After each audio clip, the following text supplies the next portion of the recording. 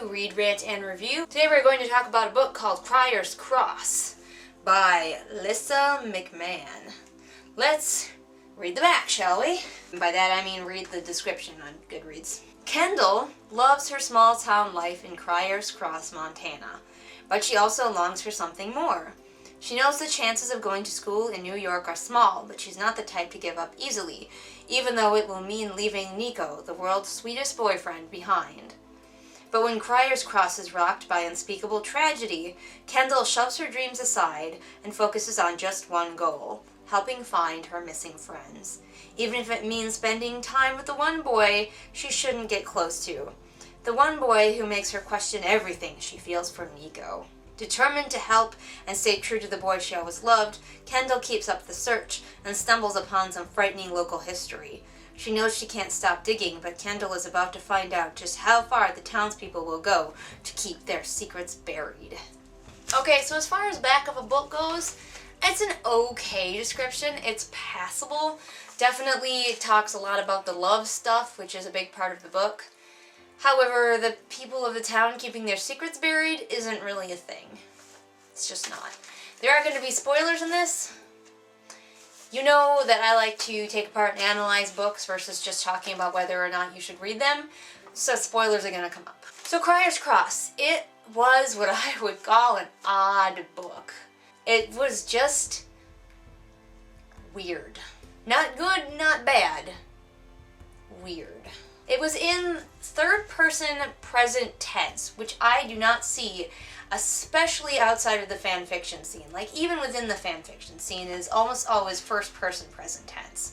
And present tense, for me, is often a signal that I'm not going to like a book, usually because it's poorly written, although not necessarily. For some reason, present tense, unskilled writers tend to use present tense more. At least that's been my finding. If you know of a book that is well written, where it's in the present tense, shoot it my way, because I am really interested. But third-person present tense was an odd choice, and for the most part, it worked. It was a little bit jarring sometimes, and took me out of the story, but maybe that's just because I'm not used to it. So right away, I did like that the book did a really good job of making me care about Nico, the boyfriend character. Like, you know he's going to go missing.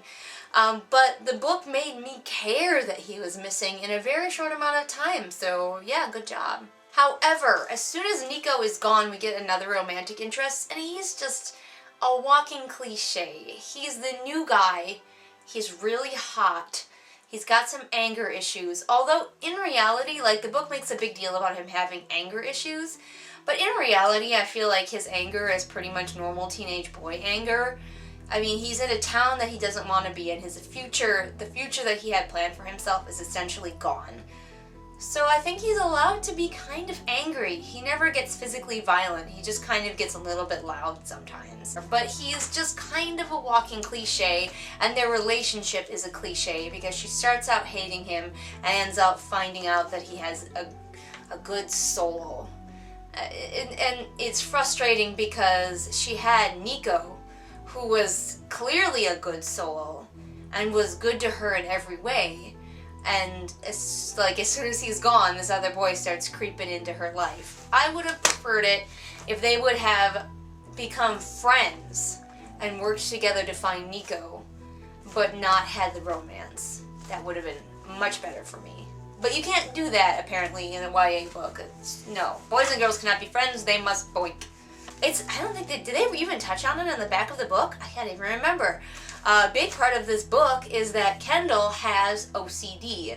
She has what I would almost refer to as OCD light for this book, because you do get to see some of her OCD tendencies and some of her trials, but because you are so detached from her, because of the style, the third-person present tense, almost don't feel like you're really getting the full brunt of what it means to have OCD. And I would have liked it better if it was in the first person because of that, because it would have really been in her head and seeing what she's going through. I almost wish that the OCD had been a little bit worse and made it a little bit harder for us to identify with her, but all in all, she was a reasonable main character. I did enjoy following her and her story. And hey, she had cool supportive parents, so that's cool. You don't always see that in YA stories. So you can figure out right away in this book that it's going to have a supernatural element, and you can pretty much guess a little bit further in what the supernatural element is going to be. And I found it sufficiently creepy. I mean, I wasn't like, oh no, something's coming to get me. I wasn't scared, but I was like, that's kind of creepy. Yeah, I can dig it. I know some people I've seen have said that the supernatural element was really dumb or, predictable, but I found it to be okay. It was reasonable. I did not mind that was the supernatural element that was chosen. I mean, it can be a little cliche and predictable, but it was still fairly creepy. I would say the book was never scary, but it could be unsettling at times. And of course, as you know, in the end, because she has OCD, her OCD powers have to save the day. And they do, but when they do, it is in a really disappointing way. It would have been, it's sort of almost barely touched on when she's at the end and she's in this horrible danger, and you know that her OCD powers, like she's a superhero, are going to kick in and save her somehow, and when they do, it's almost really blasé. It's almost like, and then this happened and she saved herself. And you're like, weren't we building up to this? Weren't we building to this moment where her sort of psychosis has to fight the evil that is going on in her head? I would have really loved to see a much longer struggle and a much harder struggle at the end to save herself. And the explanation for the supernatural stuff that's going on is pretty cliched, but I still kind of liked it. I mean, it is a little bit unbelievable. I don't want to spoil too much because I think you might actually enjoy this book, especially if you're a teenager and you are able to suspend disbelief.